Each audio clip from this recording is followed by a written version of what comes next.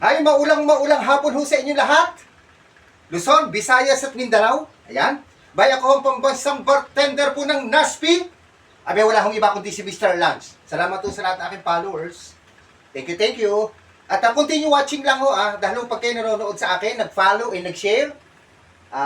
Pag nag-follow ho kayo sa akin, automatic, sama ko na ho kayo dito sa raffle.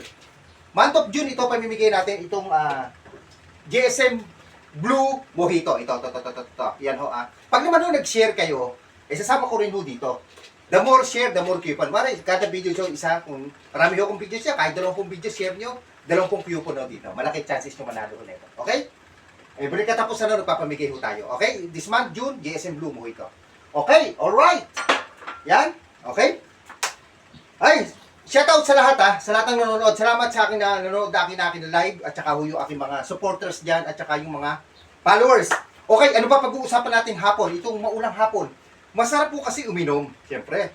Pag gatong hapon, malamig, masarap uminom. Ano masarap inumin sa tansya nyo? Mga Pinoy P, bukod sa beer ay kasi beer daw paboritong iniinom ng mga Pilipino base ho sa pag-aaral, 2.1 billion of liters annually, yearly ang nauubuso natin. And second, alam ko, mahilig tayo sa brandy. Okay, brandy. So, nag-ready ho ako ng brandy. Alam nyo kung ano na-ready kong brandy? Ito. Ito hong isang klase na Puntador. Super special. Siyempre, special ho manonood. Kaya special ho ang piniprepare ho ni Mr. Lance. Itong Puntador. Yan. Yan. Sino ba mahilig ho sa Puntador? Ang Puntador ho ay isang uri ho ng brandy. Okay? Ito ay galing ho sa Bodega Incheres. Ito ay meron ng 300 years na ho Ang Puntador, alam niyo ba kung bakit ko nasabing 300 years ho to? Iyan nasa nakatala sa history ho ng Puntador. Alam niyo ba nung 70s, 1890s, ang Puntador ay very popular. Very popular ho to, believe me. Okay? Kaya sikat na sikat ho ito nung araw. Established 1874. Saan hong bansa galing to? Sa bansa hong Spain. Okay? Alam niyo itong Puntador, may uri ho ng grapes na ginagamit dito. Alam niyo kung ano?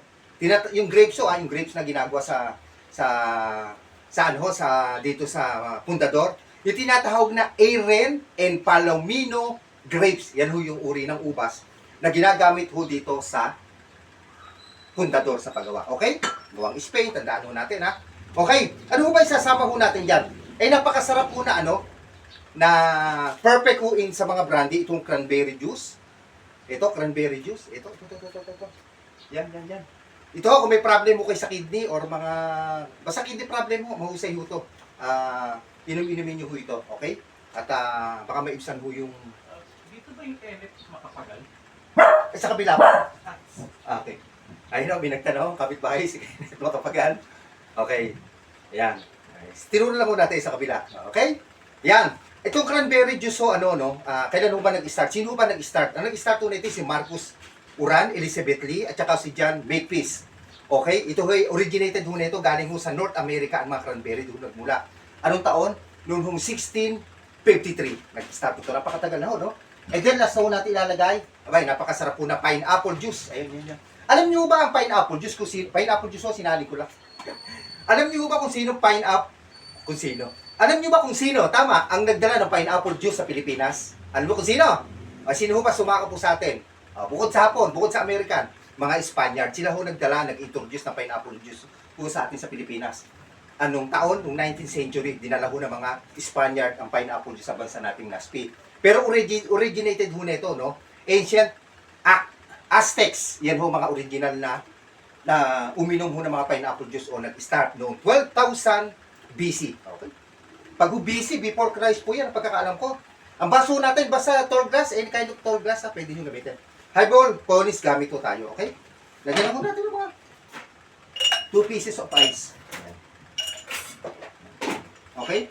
Ayan, syempre, ang Puntador ho natin, bagong-bago ho ito, wala pa. First time po ngayon na bubuksan to. Ayan. Ilan ho ba ilalagay ho natin? Lagyan ho tayo ito naman, jigger. Pag-ayaw. Ayun. Yun o, technique para magkaroon ng air. Dalawa pag dalawa, ito ang result. Ayan, okay, kita? Siyempre, di-divide ho natin ito cranberry. That's enough. And then, lalagay ho natin, shake lang ho natin konti, pineapple juice. Okay. Ayan. And then, syempre, the quick stir.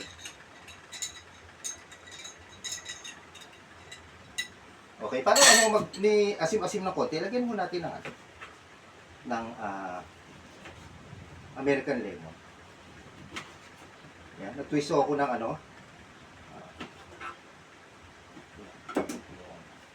half slice of lemon. And then, twist lang po natin, bagsak po natin. Parang mas masarap pagkaroon siya another plate. Okay?